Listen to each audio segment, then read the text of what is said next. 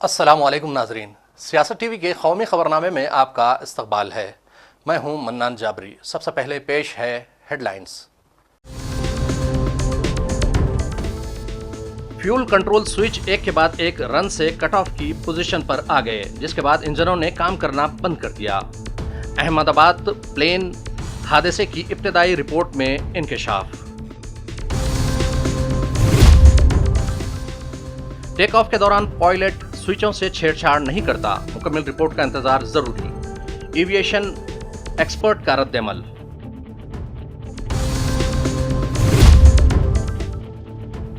खानगी शोबे में रोजगार के मौके पैदा करने पर हुकूमत का जोर, रोजगार मेले में नरेंद्र मोदी का खिताब।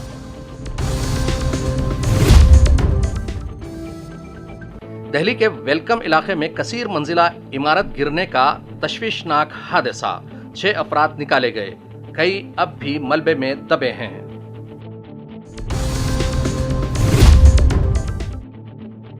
और टेनिस खिलाड़ी राधिका यादव कत्ल मामले में नया इंकशाफ। मुस्लिम नौजवान के साथ वीडियो बनाने पर बाप ने कर दिया बेटी का कत्ल।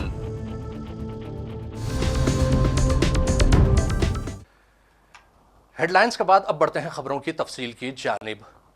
गुजरात के सदर मुकाम अहमदाबाद में गुज़िश्ता माह 12 जून को पेश आए एयर इंडिया के AI-171 तैयारा हादसे पर एयरक्राफ्ट एक्सीडेंट इन्वेस्टिगेशन ब्यूरो ने इब्तदाई रिपोर्ट जारी कर दी है, जिसमें कई अहम इंकशाफात सामने आए हैं। रिपोर्ट के मुताबिक Boeing 8787 Dreamliner take off के चंद ही सेकंड बाद तबाह हो गया, क्योंकि उसके दोनों इंजन हवा में ही बंद हो गए थे। तहकीकात में यह बात भी सामने आई है कि फ्यूल कट ऑफ स्विचेस, जो आमतौर पर परवाज मुकम्मल होने के बाद इस्तेमाल होते हैं, परवाज के महज 3 सेकंड बाद ही रन से कट ऑफ की पोजीशन में चले गए। इस तब्दीली ने दोनों इंजनों को ईंधन की फराहमी रोक दी, जिससे वो बंद हो गए। तैयारा सिर्फ 625 फीट की बुलंदी पर पहुंच सका और 180 नॉट्स की रफ्तार हासिल की, मगर इसके बाद यकायक नीचे आने लगा।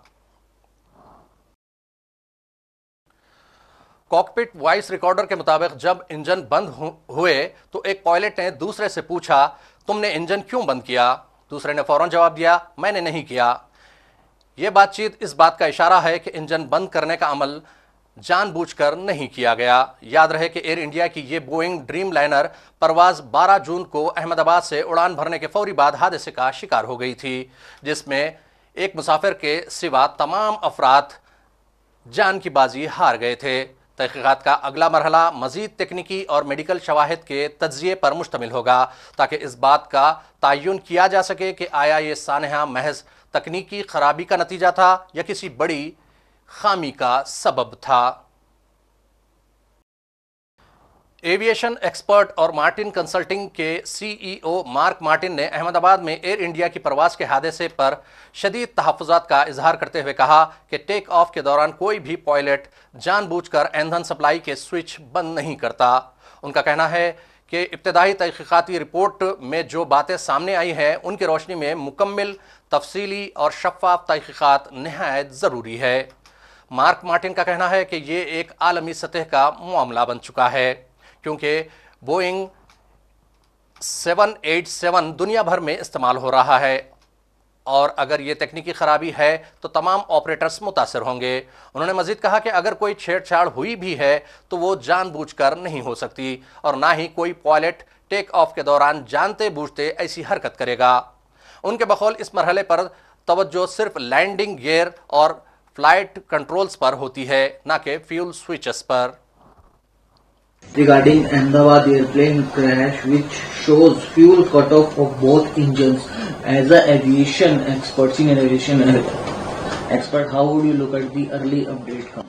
See, whatever little has come out, the preliminary report, which is 15 pages, which I have not been able to read clearly, but it appears that the fuel was cut off on takeoff. So whatever fuel the engine had, it was able to take off. Now the voice recorder, the black box, in that it says that the commander is asking the co-pilot, have you turned off the switch? He said, no, I have not. So obviously neither the commander nor the co-pilot has turned off the switch which is there. How come it was turned off? which it seemed the commander noticed. Now, this is obviously some fault within the aircraft that it got turned off automatically. We don't know.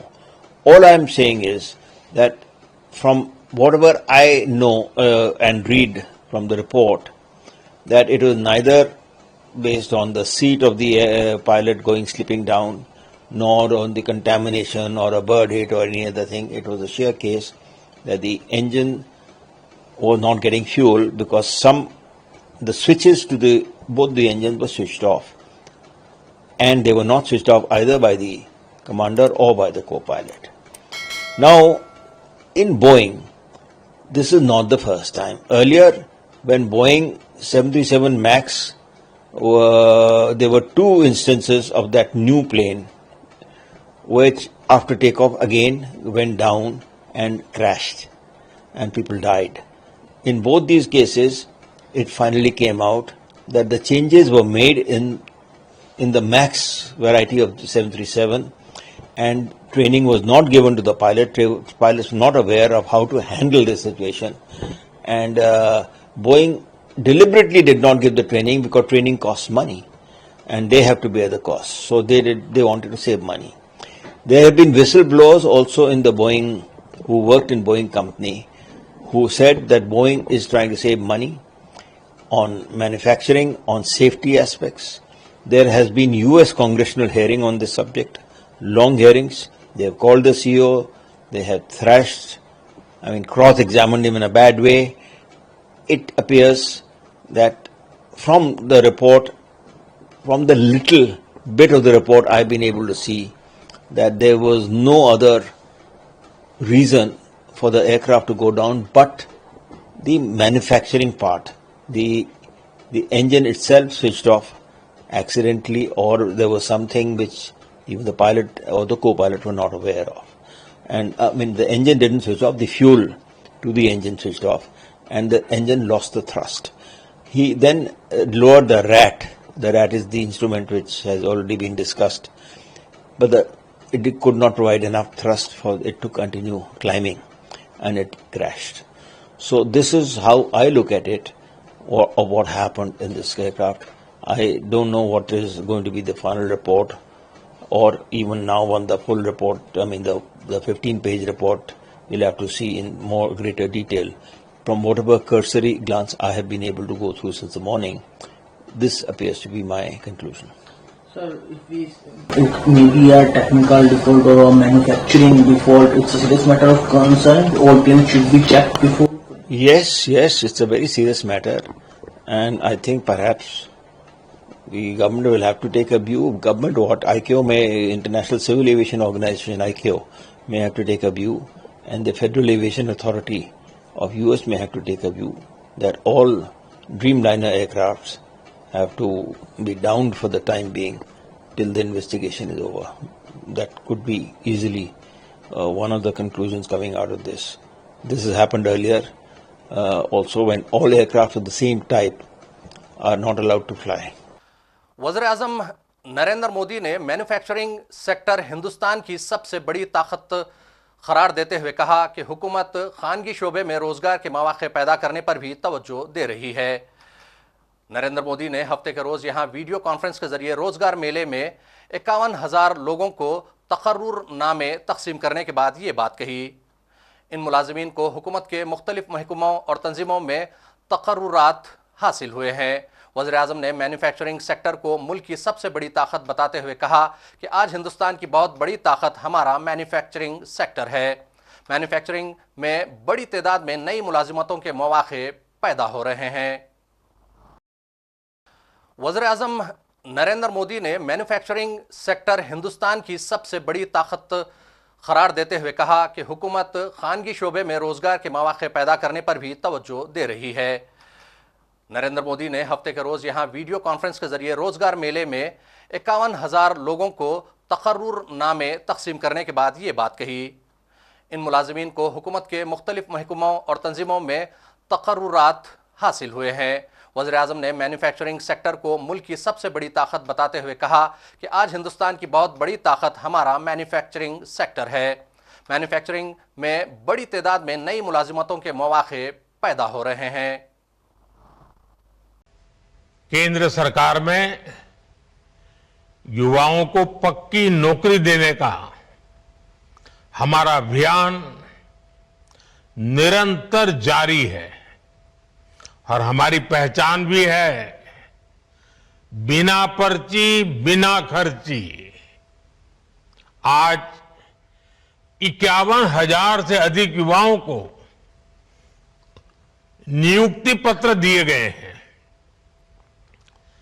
ऐसे रोजगार मेलों के माध्यम से अब तक लाखों नौजवानों को भारत सरकार में परमानेंट जॉब मिल चुकी है।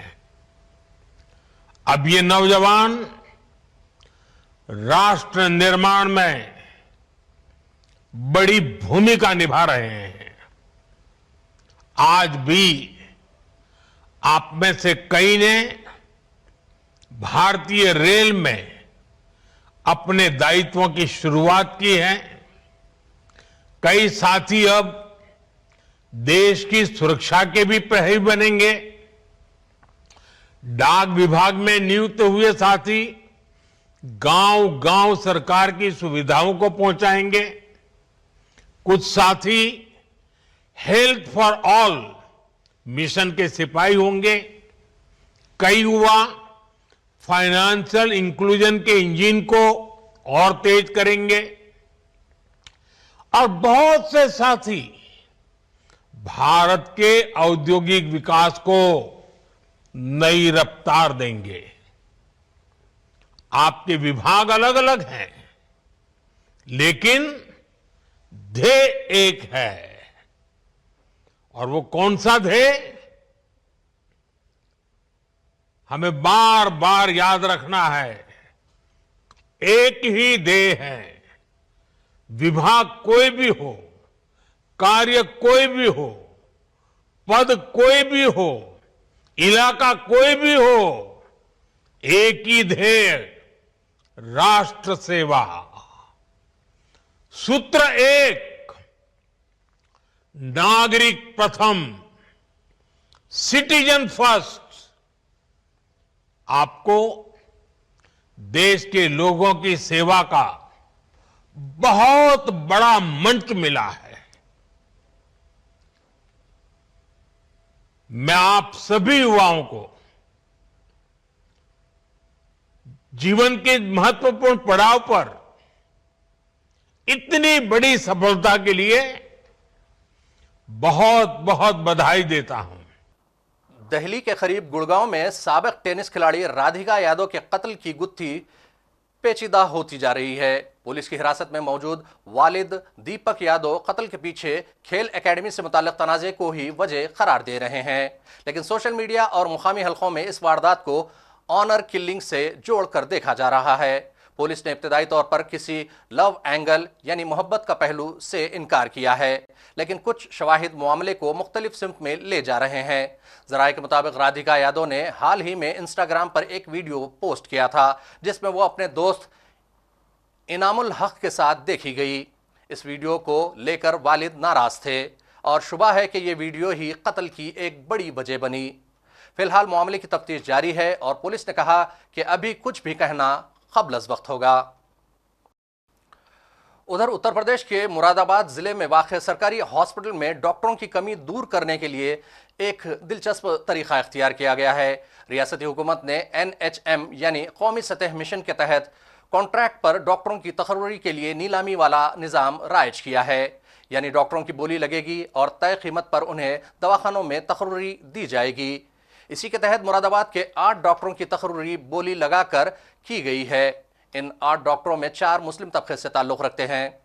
मीडिया रिपोर्ट्स के मुताबिक जिन 8 डॉक्टरों को मुरादाबाद के मुख्तलिफ दवाखानों में तैनात किया गया है, उन्हें ऑनलाइन बोली लगाकर मुंतखब किया गया। सबसे बड़ी बोली एनेस्थीसिया के डॉक्टर रजी शाहिद की लगी है, जिन्हें MCH विंग में 13,45,000 रुपये माहाना की बोली पर तैनात किया गया है। पंडित दीनदयाल उपाध्याय जिले अस्पताल में कंसल्टेंट मेडिसिन के ओहदे पर डॉक्टर प्रांजल मिश्रा की 3,45,000 रुपये माहाना की बोली लगी है। नई दिल्ली के शुमाल मशरक़ी इलाके वेलकम में हफ्ते की सुबह एक बड़ा हादसा पेश आया, जहां एक कसीर मंजिला इमारत मुनहदिम हो गई। ये वाक़या सुबह तकरीबन 7 बजे पेश आया, जब ज़्यादातर लोग घर पर मौजूद थे। इमारत के मलबे में कम से कम 12 अफराद दब गए, जिनमें से 6 को रेस्क्यू टीमों ने महफूज निकाल लिया है और फौरी तौर पर दवाखाना मुंतकिल कर दिया गया।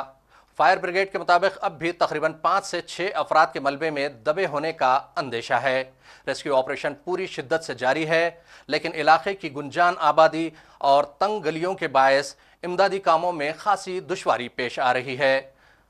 मौके पर फायर ब्रिगेड की 7 गाड़ियों, मुकामी पुलिस और दीगर रेस्क्यू टीमें मौजूद हैं, जो मुसलसल मलबा हटाने और मुतासरीन को निकालने की कोशिश कर रही हैं। पुलिस और फायर हुक्काम ने बताया कि हादसे की असल वजह का अभी इल्म नहीं हो सका, लेकिन इब्तदाई तौर पर शुबा जाहिर किया जा रहा है कि इमारत काफ़ी बोसीदा हो चुकी थी और खस्ता हाल थी, जिसकी वजह से ये मुनहदिम हो गई। कितने लोग दबे होने का शंका है? 3 या 4 आदमी अंदर होंगे। अभी डेट आपको देते हैं 5 मिनट्स में। सर, राहत बचाव कार्य में दिक्कत आ रही है, चूंकि देखिए हम देख रहे हैं बहुत पतली गलियां हैं, तो राहत बचाव कर रहे हैं, पहुंचने में या तो देरी हो रही है। हाँ, ज़रूर इससे फ़र्क तो पड़ता ही है। जो ओपन रास्ता हो तो आसान होता है, तब भी यहाँ पब्लिक ने काफ़ी सपोर्ट किया, शुरू में काफ़ी हेल्प की पुलिस की और फायर ब्रिगेड को, तो हम कुछ लोगों को जल्दी रेस्क्यू कर पाए। मैं सो रहा था, मुझे ऐसा लगा जैसे अचानक से भूकंप सा आता नहीं, लेकिन बहुत तगड़ा सा महसूस हुआ मुझे भूकंप। मैं समझा भूकंप है। मैंने उठ करके बाहर देखा तो जब छज्जे के इधर उधर देखा तो ये मकान गिरा पड़ा था। मैं समझा सामने वाला गिरा। फिर मैं नीचे को आया तो हमारा भी यहाँ से खुला हुआ था और यहाँ पे एक औरत भी बैठी हुई थी। एक बच्चा निकाला, औरत निकाली और उनका एक लड़का भी था, वो पहले से निकला हुआ था, वो भी काम कर रहा था साथ में। भाई ये मामला हुआ। तो उसके बाद अब सबको देखा हुआ। लोगों को निकाल लिए इसमें से लगा 2 तो मेरे सामने निकले हैं, बाकी मुझे और पता नहीं। और एक इनका लड़का था वो, हाँ अभी एक आध शायद दबे हुए हैं। इनके पापा नहीं मिले हैं और इनकी अम्मी भी नहीं मिली हैं अभी। और आखिर में फिर एक मर्तबा नजर डालते हैं हेडलाइंस पर। फ्यूल कंट्रोल स्विच एक के बाद एक रन से कट ऑफ की पोजीशन पर आ गए, जिसके बाद इंजनों ने काम करना बंद कर दिया। अहमदाबाद प्लेन हादसे की इब्तदाई रिपोर्ट में इंकशाफ। टेक ऑफ के दौरान पायलट स्विचों से छेड़छाड़ नहीं करता, मुकम्मल रिपोर्ट का इंतजार जरूरी। एविएशन एक्सपर्ट का रद्द-ए-अमल।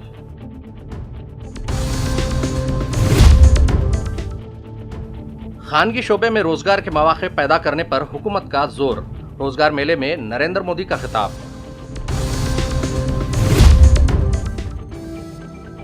दिल्ली के वेलकम इलाके में कसीर मंजिला इमारत गिरने का तशवीशनाक हादसा, 6 अफराद निकाले गए, कई अब भी मलबे में दबे हैं।